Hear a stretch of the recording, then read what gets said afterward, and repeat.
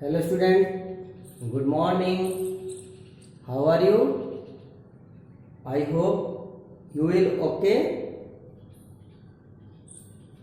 Student, today topic is our democracy.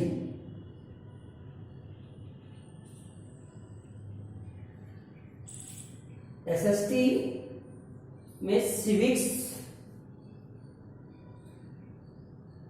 का जो part है, इस पार्ट का जो फर्स्ट चैप्टर है आवर डेमोक्रेसी, हमारा लोकतंत्र,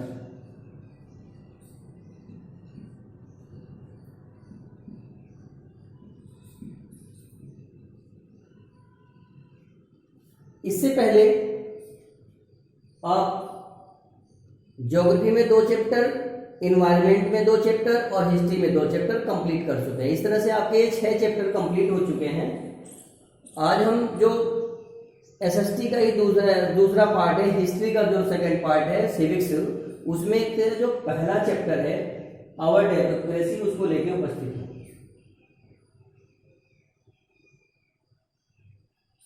अभी आपने नेक्स्ट क्लासों में, जो पिछले क्लासों में आपने पढ़ा होगा, आवर कॉन्स्टिट्यूशन, हमारा संविधान,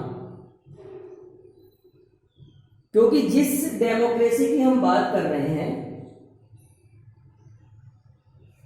उस डेमोक्रेसी की कल्पना कॉन्स्टिट्यूशन के बिना हम नहीं कर सकते।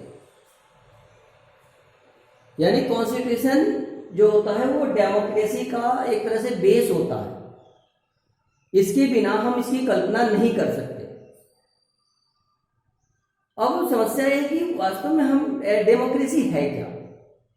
तो सामान्य अर्थों में आप देखेंगे डेमोक्रेसी सिर्फ 2 शब्दों से मिलकर बना है, demos plus क्रेसिया।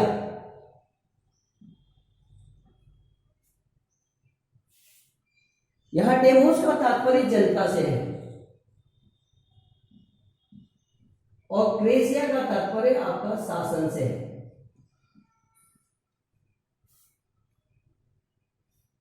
Population plus rules, यानी वह शासन जिसके केंद्र में जनता हो, उस शासन का निर्माण जनता के लिए किया गया हो और जनता के द्वारा ही शासन किया जा रहा हो। सामान्य अर्थ में आपको यह समझना है कि डेमोक्रेसी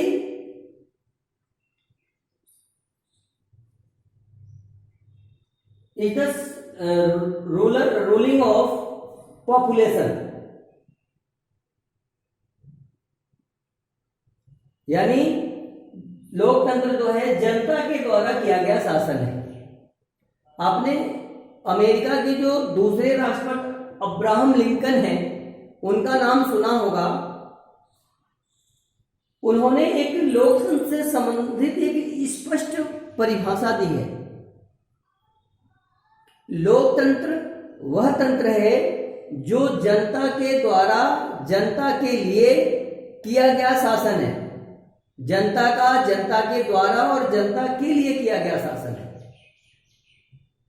तो ये बात क्लियर है, क्योंकि राजतंत्र और लोकतंत्र दोनों में जो डिफरेंस है, मेन डिफरेंस ये है कि राजतंत्र में राजा प्रमुख होता है, जबकि लोकतंत्र में जनता प्रमुख होती है।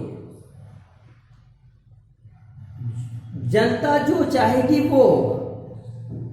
राजतंत्र में राजा जो चाहता था वो होता था। तो अब इस चैप्टर में यही लोकतंत्र में जो सामान्य परिभाषा है वो मैंने आपको बताने का प्रयास किया। एक तरह से इसका डिस्क्रिप्टिव डेफिनेशन जो है, the democracy means that the citizens of country, यानी किसी भी देश के जो नागरिक हैं, हैव टू डायरेक्टली और indirectly participate in the administration of our country. यानी लोकतंत्र का मतलब होता है कि किसी भी देश के जो नागरिक हैं वो प्रत्यक्ष या अप्रत्यक्ष रूप से शासन में, देश के प्रशासन में अपनी भूमिका निभाते हैं, भागीदारी निभाते हैं।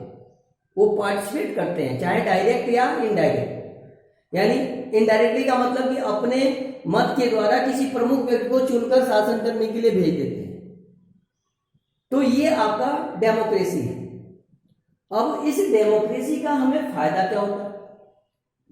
बहुत सारे फायदे हैं। एग्जाम्पल के लिए आप ये देखते हैं कि राजतंत्र में ऐसा होता था कि हम राजा को ईश्वर मानते थे और राजा के मुख से निकली हुई बात को हम कानून मानते थे। जबकि लोकतंत्र में ऐसा नहीं है कि प्रधानमंत्री जो कह देगा, राष्ट्रपति जो कह देगा वही कानून हो जाएगा। प्रधानमंत्री और राष्ट्रपति वही कहेगा जो देश का संविधान कहेगा, और देश का संविधान जो होता है वो जनता को आधार बना के उसका निर्माण किया जाता है। तो इसमें संविधान के द्वारा बहुत सारे ऐसे हमें राइट्स मिले हुए हैं जिसकी चर्चा मैं नेक्स्ट क्लास में करूंगा।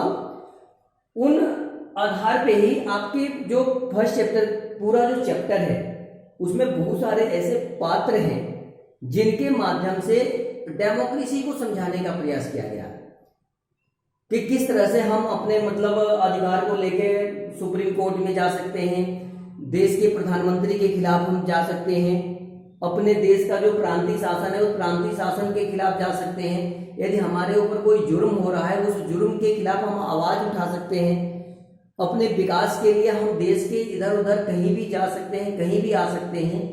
ये सारी स्वतंत्रता जो है वो डेमोक्रेसी में ही संभव है।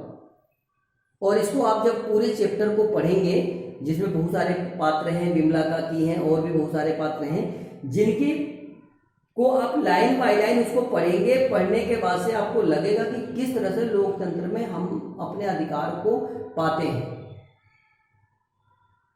तो इसको एक बार पूरे चैप्टर को ध्यानपूर्वक पढ़ेंगे और नेक्स्ट क्लास में मैं आपको डेमोक्रेसी के जो एक तरह से जो विशेषताएं हैं, उस डेमोक्रेसी में जनता को क्या क्या अधिकार मिले हुए हैं, कौन कौन से राइट्स मिले हुए हैं, उसके बारे में हम आपको बताएंगे। धन्यवाद।